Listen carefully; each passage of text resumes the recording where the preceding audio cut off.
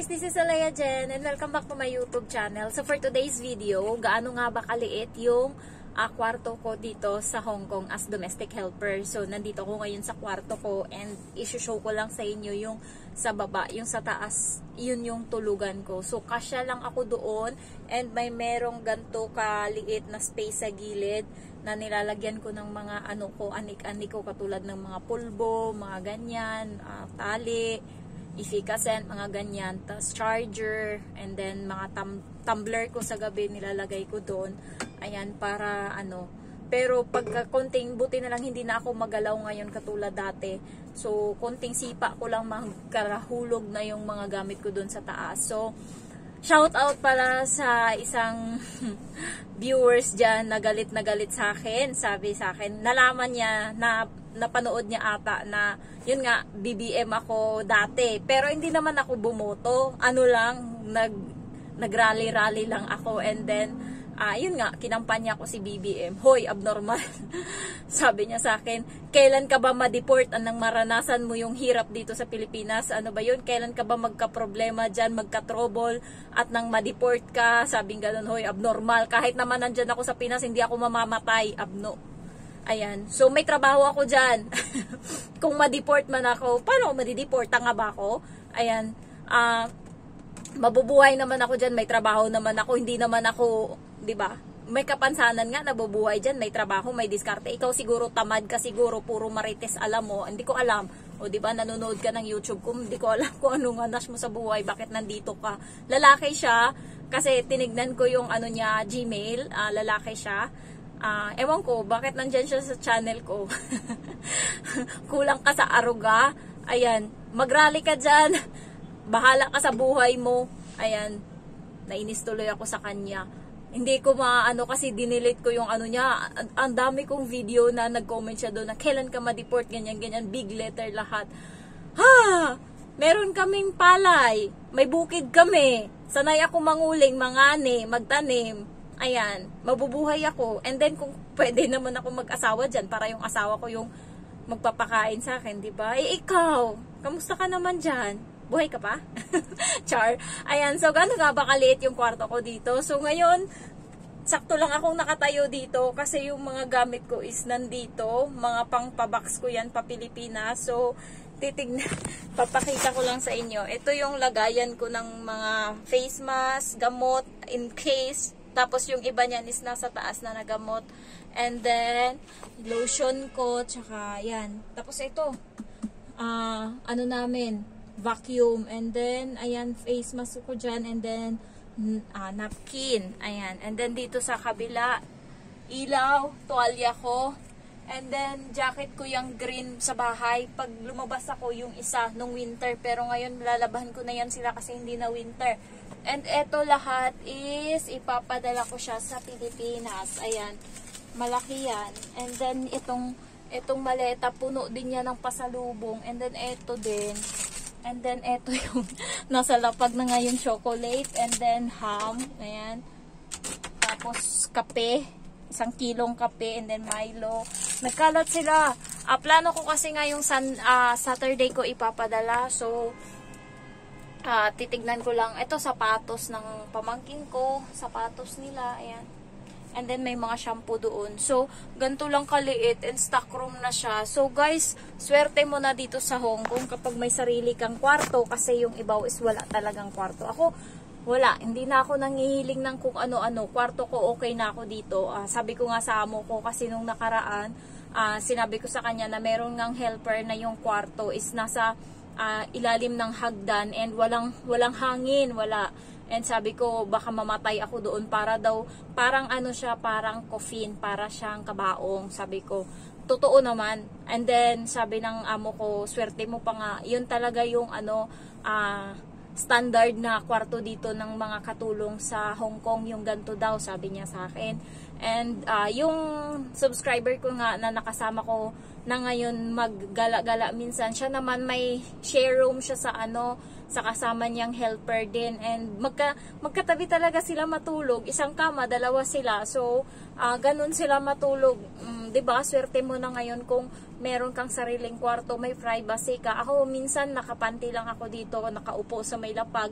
Wala namang lock yung pintuan ko, pero kapag nakasarado yan, hindi sila pwedeng buksan yan, hindi pwede. So, first lang na nabuksan to, nung bagong dating ako dito, hindi ako marunong magsara. Kailangan mo pa palang pwersahin bago isara. So, nakabuka siya konti, may awang na konti nung gabi na first na tulog ko. Buti na lang kamo kasi baka namatay ako nung bago ako dito kasi hindi rin nakabukas yung bintana ko nung time na yon. Nung bago ako and nagising ako, sobrang init talaga kasi summer ako nung pumunta dito. And ngayon, pa-summer na, yung mga pupunta dito, magdala na kayo ng maninipis na damit kasi grabe na yung init din. Ayan. So, mas maganda yung sarili kang kwarto. Yun talaga yung pinipray ko. Kasi sa dati ko ding sa job order ko nung unang employer ko, sana may sarili din akong kwarto. Swerte ng iba na merong bathroom sa sariling kwarto nila. Gusto ko yun. And sana yung may ref, 'di ba? Para lagay mo doon yung mga gamit mo. May nakita akong isang YouTuber na nag-tour siya ng mga kwarto nila. 4 silang katulong and may isa-isa silang kwarto and may isa-isa din silang CR and may ref sila sa loob. And hindi ko alam, baka western yung mga amo nila kasi ang ganda ng nila, ng pakikisama nila sa bahay. Tapos 4 silang katulong, iba-ibang kwarto, CR, ref, and then kain lang sila, ayan. So, ako nga 43 kilo, tapos si Daywena 43 din. Nakala ko mataba si Daywena. So, nung bago ako dito, 52 ako. Ngayon, hirap na akong magpataba. Kasi kahit kakain ako ng madami, nilalabas ko siya agad. Yung parang ang na ng tiyan ko. Siguro dahil galaw ako ng galaw dito. Trabaho ako ng trabaho. Sa Pinas kasi, pagkatas ko kumain, parang pagod na pagod ako sa buhay pagkatas ko kumain. Diretso higa ako agad, cellphone. Ayan, kada kain ko and sa trabaho naman, pagkakain ko, tapos ko kumain, nakaupo muna ako pahinga. Ayan, sa Pilipinas nga, nagbabangon hinga pa ako para lang lumiit yung tiyan ko. Pero dito, hindi ko na kailangan yan. Ang liit-liit na ng tiyan ko talaga. Ayan, so, yung kwarto na meron kayo, lalo pagka share room sa baby, mahirap yan. Wala kang tulog. Tapos, kaya nga umuwi si Tony. Ayan, kung nanonood pa siya, share room siya sa baby. Hindi naman siya share room, pero nung bago daw, hindi daw pinapatabi sa kanya. Pero nung pinapatabi na sa kanya, pinapatabi hanggang sa hindi na siya nakakatulog sa gabi kasi andyan na nga yung bata. Akin naman siguro, pagkatabi ko tong bata, nung bago ako dito, tinanong ko yung amo ko, katabi kami ng bata matulog? Sabi ko, saan yung kwarto ko? Katabi kami ng bata matulog? Sabi ko talagang gano'n. Na-shock yung nanay.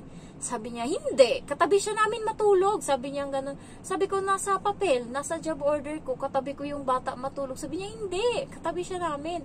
And then, ang dami pang kwarto. May kwarto din yung bata na kanya, na hindi nga natutulugan. Mga laruan lang yung nandyan. So, swerte talaga kapag may sarili kang kwarto, nakakauwi ka kung kailan mo gusto. Kung ayaw mong lumabas, pwede ka lang dito sa loob ng kwarto mo, maghiga-higa ka. And itong mga kalat ko is nakita to ng amo ko nung Saturday kasi nandito yung stock niya ng tubig sa loob ng kwarto. And yung time na yun, nagtatambak-tambak na ako dito. Wala naman talaga sa plano kong magpa-box. Hindi ko lang alam kasi parang ang gulo na ng kwarto ko, naiinis na ako dito kasi parang ang gulo-gulo niya na, ang dami niya na, and pati sa higaan ko sa taas, nandoon na din yung ibang mga stock. So sabi ko, ipabox ko kaya to. So ayun na nga, pumunta ako ng Central. Guys, yung kapag namili kayo ng mga chocolate, sa Central lang talaga kayo mamili, sa DS Grocery or kahit saan dyan sa hilera ng Ali-Ali. Kasi yung ibang DS Grocery dito katulad sa amin, DS Grocery dito sa VWalk, iba na yung pricing nila. Ito sa DS Grocery sa Central is 9 Hong Kong dollar. Pagdating dito, binili ko siya 15 na. So, huwag kayong mamili sa DS Grocery sa ibang mga lugar-lugar. Sa Central, hindi ko lang alam. Basta, kapag mga ibang DS Grocery, ang mahal. Ayan. So, tsaka may iba dyan na malaking lagayan. And then, 35 Hong Kong dollar siya. Yung maraming chocolate na parang gantong kaliliit. May iba, tips lang, yung dilaw nun is masarap, pero yung ibang kulay, may pink niyan, may blue, wag kayong kumuha niyan kasi amoy sabon. So, hindi ako bumili nun, and then tinikman ko yung dilaw, masarap nga siya. Yun lang yung binili ko kasi sulit.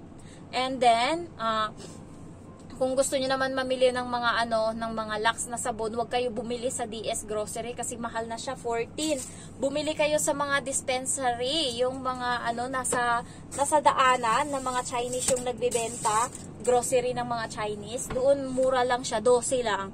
Ayan, hindi pa sila nagmamahal. And then dati sa DS Grocery nakabili ako ng Coffee Mate na 1 kg, 28 Hong Kong dollar, ngayon 32 na siya. So nagmamahal na nga. Kaya nagpa-box na din ako, tapos maglalagay ako ng letter, lalagyan ko. Huwag nyong ipamigay yung para sa inyo kasi wala nang susunod na box na darating. Ilalagay ko talaga kasi iso-surprise ko sila kasi hindi ko sasabihin na magpapabox ako. So hindi ko sasabihin kung anong bilin ko. Isusulat ko ngayon siya para mabasa nila. And may mga naka-plastic-plastic dyan kung para kanino, sa mga kapitbahay namin, sa mga inaanak ko, nandyan. Minsan lang naman ako magbigay, and last na to, char.